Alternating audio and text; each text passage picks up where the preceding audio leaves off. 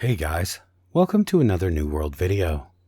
So the devs have announced today that the New World 3v3 Arena update will launch on live tomorrow, May 26 at 8 AM in your local time zone, and the downtime is scheduled for approximately 2 hours. This is a big one though guys, so don't be surprised if it is a little longer than that. So let's just get into the notes and see what's got finalized for this release. I will try to go over only the important things though, because this is a big one and it will turn into a major motion picture if I covered everything. And if there's anything I skip over that you find important, there will be a link in the description to the patch notes so that you can go over them on your own. So let's just get into it.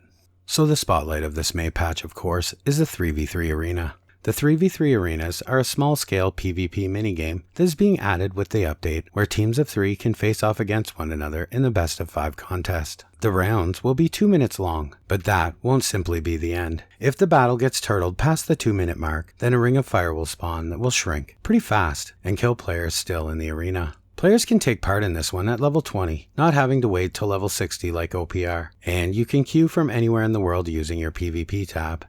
When you queue for the 3v3 arena, you will be matched up against other players in level brackets, for example 20 to 29, 30 to 39, and so on, so you should never have to worry about queuing at level 20 and being thrown in against a level 60. Also, you can queue solo, with a friend, and of course in a full team of 3. The matchmaking system will in any event slot you in a match, and you will be thrown into the fun in no time. Win or lose in the arena, you will be rewarded for your time, in the form of special 3v3 arena only rewards like housing furniture, but also in PvP experience and AIDS Assault. This brings us of course to the next huge part of this update, which is the PvP reward track system. This is a new system that has been also added in the patch that will reward players for their time spent taking part in PvP activities. These activities are wars, outpost rush, 3v3 arenas, PvP missions, PvP open world kills, and fort captures. To access the reward track, you will hit the K key while in the game, and you will see a tab at the top of your screen called PvP. When you then click this tab, you will open the PvP reward track screen. Once here, you will see some information we will get familiar with now. First, in the center, this is your current PvP reward track rank. This indicates the potential quality of the rewards that you might receive when completing the 3 track checkpoints. Below, you will find your checkpoints. These are what make up the track itself. Each track will contain 3 of these checkpoints. Checkpoint 1 being hit at 2,000 PvP experience points, Checkpoint 2 being hit at 5,000, and Checkpoint 3 at 10,000. When you obtain enough PvP experience to reach one of these checkpoints, you will roll 3 potential rewards that are from a pool of potential rewards. You won't be able to simply just collect these rewards, however, you will have to purchase them. Oh, and only 1 per checkpoint out of each of the 3, which you will purchase with AIDS Assault. Now, like everything else in New World, these potential checkpoint rewards will be completely random, rolled from a loot bucket. So, as anyone who ever played New World knows, these will often be trash. But the nice thing here is that unlike in other activities, you will be rewarded for purchasing nothing. After you've completed the track by unlocking all 3 of the checkpoints by collecting 10,000 PvP experience, you will want to click the tab here, Complete Track. When you click this, it will close out the track and you will progress to a fresh one, with 3 more checkpoints to unlock. But be aware it will also destroy your previous one, removing the potential rewards, making them now unobtainable. And if you did not buy anything, you will be awarded 300 AIDS Assault per checkpoint where you did not collect a reward, to be used later to purchase other potential rewards in later tracks. Now, let's have a look at the entire track system to get a better idea of how this system is and when you can expect to start getting those juicier rewards. To do this, you will want to click the Emblems and Rewards tab here. After you click it, you will find the entire PvP reward track breakdown, so let's have a look. So as you can see, the track is broken down into a tiered ranking system.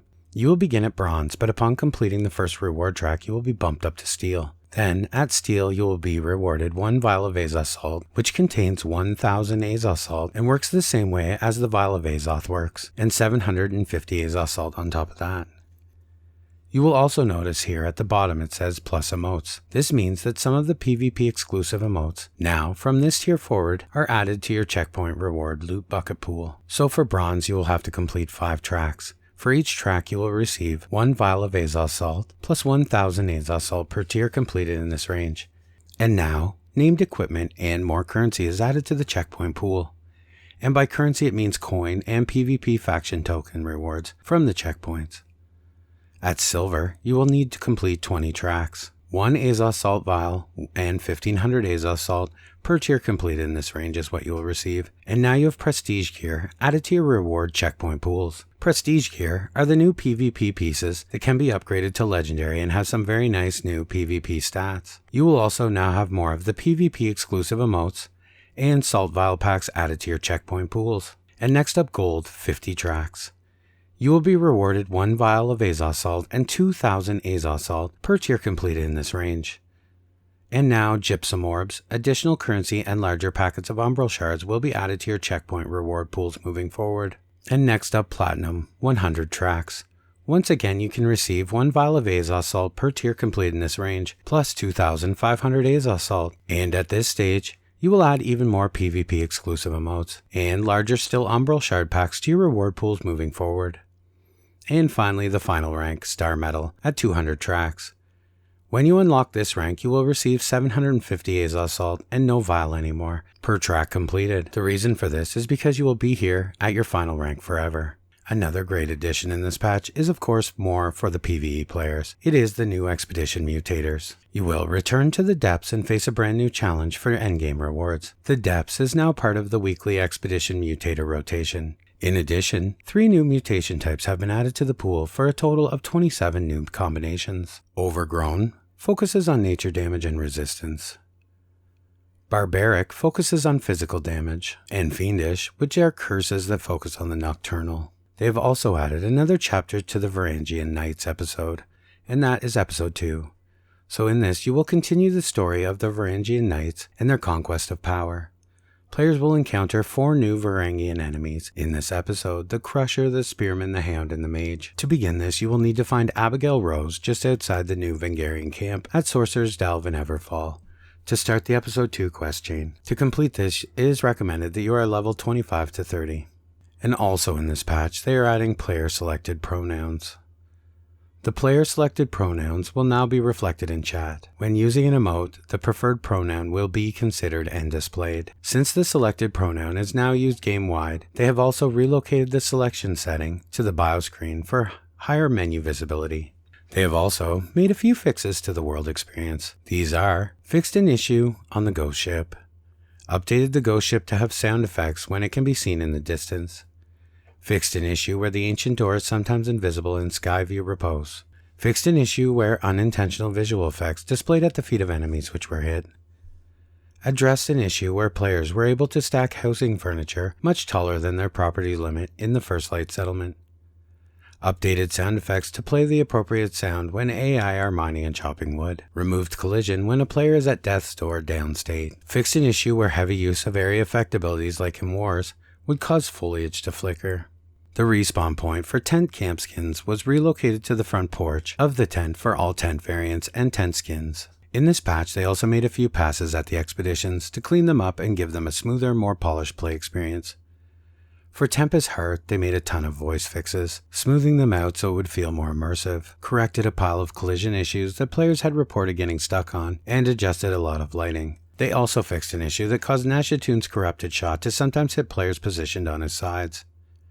Reworked Nashatoon's Corrupt Flame and Corrupt Core abilities. A Corruption Core will now spawn 3 seconds after a Corruption Flame happens, which should reliably ensure the cores do not overlap with flames. Fixed an issue that caused Isabella to sometimes not face the person she was aiming at. And they fixed an issue that caused an unintended safe space during Nashatoon's Corrupted Flame phase. So overall, they just cleaned it up a lot and made it feel a lot better. They also fixed the Dynasty shipyard so players can't exploit past the gate entrance anymore to get into the Isabella fight. For Empress Zoe, fixed an issue that caused her Corruption Wave spell to hit outside of the intended area. Fixed an issue that caused her Corruption Wave spell to hit behind her. They removed the damage from the initial summoning of her Dragon Breath spell. This spell will now only impact the area that is breathed on by the dragon. They reduced the damage of her Pearl Pedestal Toss. And they fixed an inconsistency with the leashing behavior of Commander Chen, Maiden Deu, and Maiden Lanfen. For the Garden of Genesis, they fixed an area where players were moving out of bounds. They fixed an exploit allowing players to move outside of the Garden Keeper area. And they fixed the Caretaker ads, so they will now die when she does. For Lazarus, they fixed an exploit area that was allowing players to heal during the Chartist fight. They corrected a bug that was allowing Talos and Astros to respawn after the expedition was finished.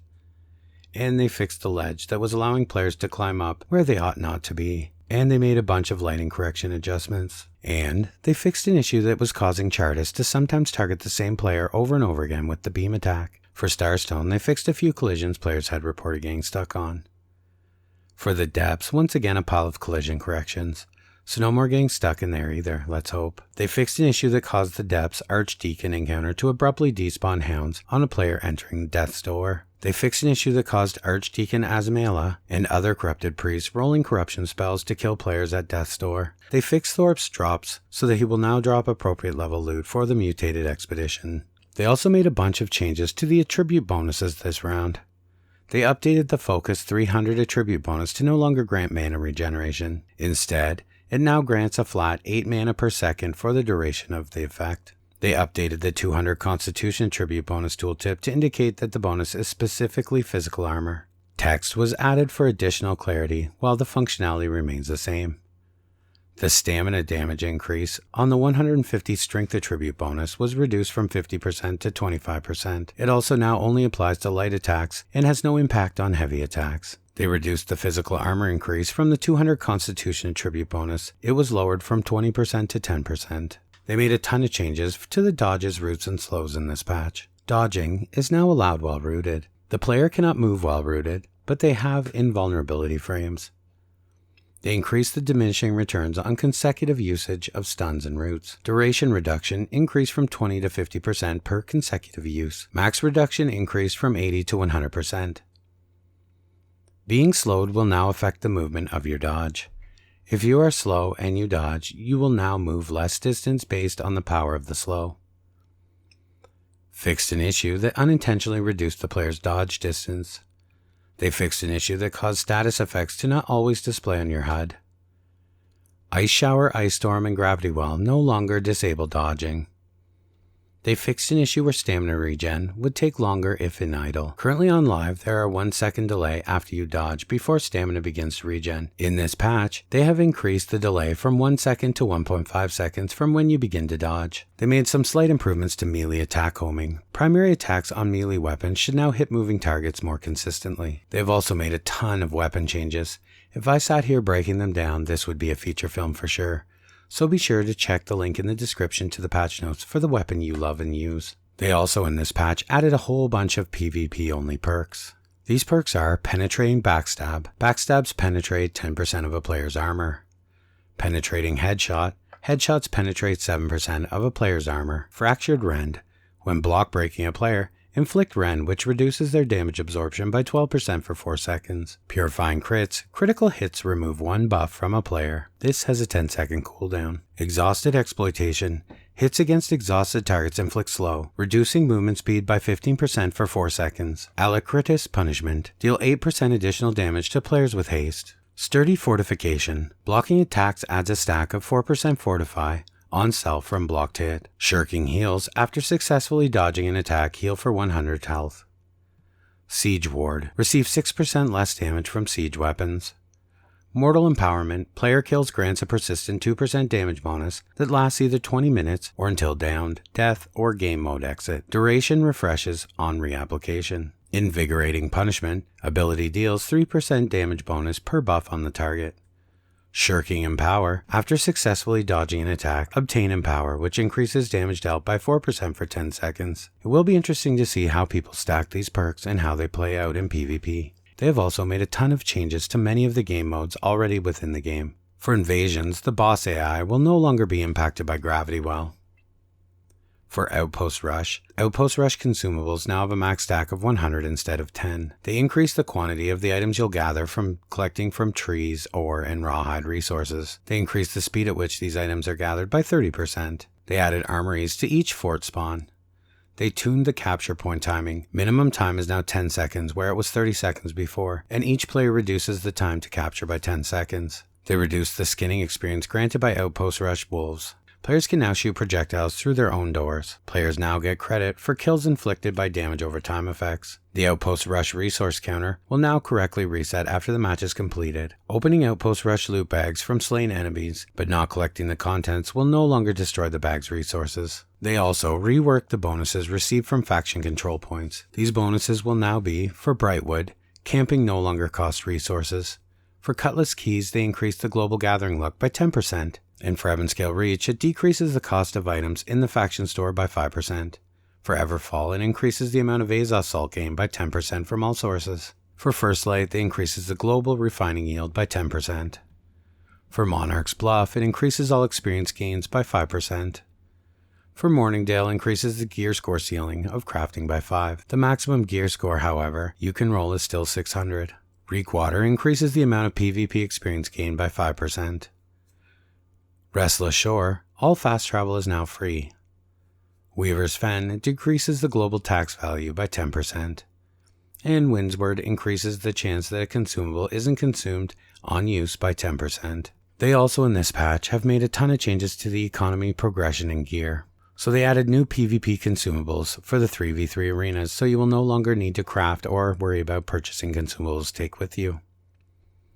They added refinement recipes to the Gypsum kiln to refine single stack perk items from the multi-stack perk items. They also added a ton of new star metal and orichalcum nodes across all 8 zones to the game. They also updated the respawn times of star metal and orichalcum to match that of iron ore. This is a 33% reduction of star metal and a 50% reduction of orichalcum spawn times. They also updated the respawn times of gold and platinum to match silver ore. Tier 4 hides were more rare than they had planned, so they changed the level ranges for the hides that you can collect. The previous ranges were for rawhide 1 to 41, for thickhide 36 to 50, and for ironhide 46 to 66. But now you will get rawhide from killing creatures 1 to 35, thickhide from 36 to 55, and ironhide from 56 to 66. So you'll see a lot more thickhide, and it won't be nearly as expensive or rare. For fishing, players can now stack fishing trophies, so it's consistent with other trophies. So now you can stack 3 major trophies. However, they did adjust the fishing trophy impact to account for the new stacking capabilities, which means they will now give you a little bit less luck per trophy than they did before. They fixed the bobber and splash visuals that incorrectly appeared on land. Whew. So guys, yeah, it was a huge one. I'm very excited for this update, especially to start farming my PvP experience for my reward track. Anyway guys, I won't hold you up any longer. If you have any other questions about this patch or anything really, feel free to leave a comment and I will be sure to answer it ASAP. And as always guys, thanks for watching and I will see you in the next one.